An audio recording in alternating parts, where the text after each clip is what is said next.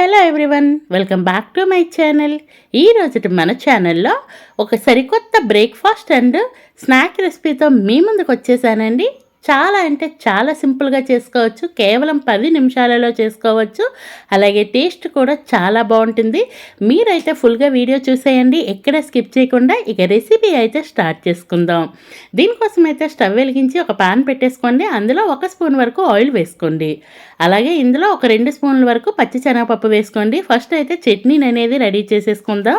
ఈ పచ్చిశనగపప్పుని మాడిపోకుండా దోరగా ఫ్రై చేసుకోండి. మాడిపోతే చట్నీ అనేది టేస్ట్ అస్సలు బాగోదు. ఇలా కలుపుకుంటూ ఫ్రై చేసుకున్న తర్వాత కాస్త ఫ్రై అయినాక టేస్ట్కి తగ్గ అంటే మనకు కారం తినేదాన్ని బట్టి పచ్చిమిర్చిని అనేది వేసుకోండి. పచ్చిమిర్చిని కూడా దాంట్లోనే ఆయిల్లో ఫ్రై చేసుకోండి.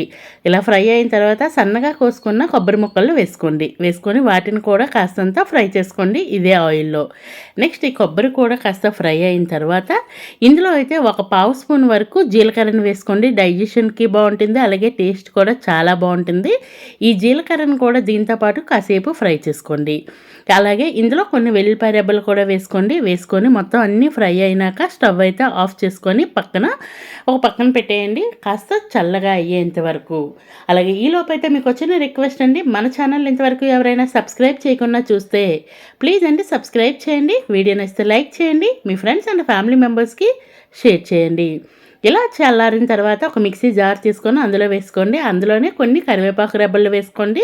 అలాగే నేను ఇక్కడ పులుపు కోసం అయితే లెమన్ వాడుతున్నానండి. ఒకవేళ లెమన్ అందుబాటులో లేకపోతే చింతపండు వేసుకోండి, కానీ ఒకవేళ నిమ్మకాయ ఉంటే నిమ్మకాయ వేసుకోండి. అలాగే ఇందులోనూ సరిపడా ఉప్పు వేసుకొని మిక్సీ జార్లో కాస్తంత వాటర్ వేసుకొని ఈ విధంగా మిక్సీ పట్టేసుకోండి. ఇలా మిక్సీ పట్టేసిన తర్వాత తాలింపు వేసుకోండి. టేస్ట్ అయితే సూపర్ ఉంటుంది. దీన్ని అయితే సైడ్ని పెట్టేయండి. నెక్స్ట్ అయితే ఒక మిక్సింగ్ బౌల్ తీసుకొని ఒక పావు కప్పు వరకు పెరుగును వేసుకోండి. అలాగే ఒక పావు స్పూన్ వరకు జీలకర్రని వేసుకొని ఈ పెరుగుని మొత్తం లమ్స్ ఏమీ లేకుండా బాగా కలిపేసుకోండి.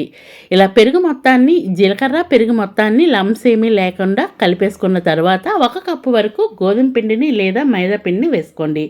ఈ రెండింటిలో ఏది వేసుకున్నా బాగుంటుందండి, 2 కలిపి వేసుకున్నా కూడా బాగుంటుంది. అలాగే 1 స్పూన్ వరకు బియ్యం పిండిని, అలాగే 1 పావు కప్పు వరకు నీళ్ళని వేసుకొని మొత్తం ఒకసారి బాగా కలిసే విధంగా కలుపుకోండి. ఇలా పిండి మొత్తం లమ్స్ ఏమీ లేకుండా ఫస్ట్ కలిపేసుకోండి. చేతితో బాగా కలుపుకున్న తర్వాత కొంచెం నీళ్ళని వేసుకొని బ్యాటర్ అనేది బాగా కలిపేసుకోవాలి. మరీ పల్చగా ఉండకూడదు, అలా అని మరీ గట్టిగా కూడా ఉండకూడదు. ఇలా కలుపుకున్న తర్వాత రుచికి తగ్గ ఉప్పుని వేసుకోండి. ఉప్పు వేసేసినాక మళ్ళీ మొత్తం అంతా బాగా కలిసే విధంగా మొత్తం బాగా కలిసే విధంగా కలుపుకోండి. ఇలా కలుపుకొని మూత పెట్టేసి ఒక పావుగంట సేపు పక్కన పెట్టేయండి.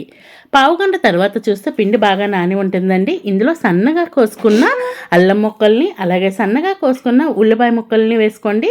అలాగే సన్నగా కోసుకున్న కరివేపాకుని కూడా వేసుకోండి. కరివేపాకు వేసుకోవచ్చు, కొత్తిమీర వేసుకోవచ్చు. అలాగే ఇందులోనే ఒక చిటికుడు అయితే వంట సోడా వేసుకోండి. వంట సోడా వేసుకోవడం వల్ల మనకి ఈ బోండా అనేది బాగా పొంగి వస్తాయి.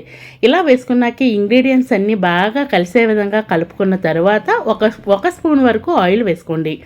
ఆయిల్ వేసుకోవటం వల్ల బాగా ఫ్లఫీగా వస్తాయి, అలాగే టేస్ట్ కూడా చాలా బాగుంటుందండి. ఆయిల్ కూడా బాగా ఈ పిండిలో బాగా కలిసే విధంగా కలిపేసుకోండి. కలుపుకొని ఇలా వెంటనే వేసుకోవచ్చు, లేదు అంటే టైం ఉంటే ఒక 10 నిమిషాల పాటు పక్కన పెట్టేయచ్చు. ఫస్ట్ కూడా నేను మ్యారినేషన్ చేసుకోమన్నాను కదండి, పిండి నానబెట్టుకోమన్నాను. టైం లేకపోతే అలా నానబెట్టుకోవాల్సిన పని కూడా లేదు.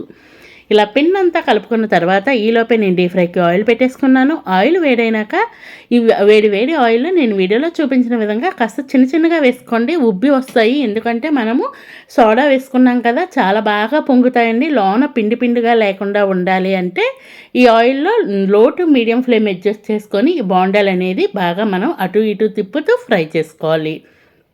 అలాగే వీడియో నచ్చితే మాత్రం ఖచ్చితంగా మీ ఫ్రెండ్స్ అండ్ ఫ్యామిలీ మెంబర్స్కి షేర్ చేయండి. ఇంకా మన ఛానల్లో మంచి స్నాక్ రెసిపీస్ ఉన్నాయండి. క్విక్గా అయిపోయేవి, టేస్టీగా ఉండేవి మాత్రమే పోస్ట్ చేస్తూ ఉంటాను. కాబట్టి మీకు టైం కుదిరితే కనుక ఛానల్లోకి వెళ్ళి వాటిని కూడా చూడటానికి ట్రై చేయండి. ఇలా అటు ఇటు తిప్పుతూ మంచి గోల్డెన్ బ్రౌన్ కలర్ వచ్చేంత వరకు ఫ్రై చేసుకొని వాటిని ఆయిల్లో నుంచి తీసేసి ఈ చట్నీతో తినండి. టేస్ట్ అయితే సూపర్ ఉంటుందండి. మార్నింగ్ బ్రేక్ఫాస్ట్గా కానీ లేదంటే ఈవినింగ్లో స్నాక్స్ కోసం వేడిగా ఇలా చేసి పెట్టండి. ఇంటిల్లిపాది భలే ఇష్టంగా తింటారు, పిల్లలు కూడా చాలా ఇష్టంగా తింటారు. ఫైనల్లీ మన రెసిపీ అయితే రెడీ అయిపోయింది. Ready to eat. Thank you.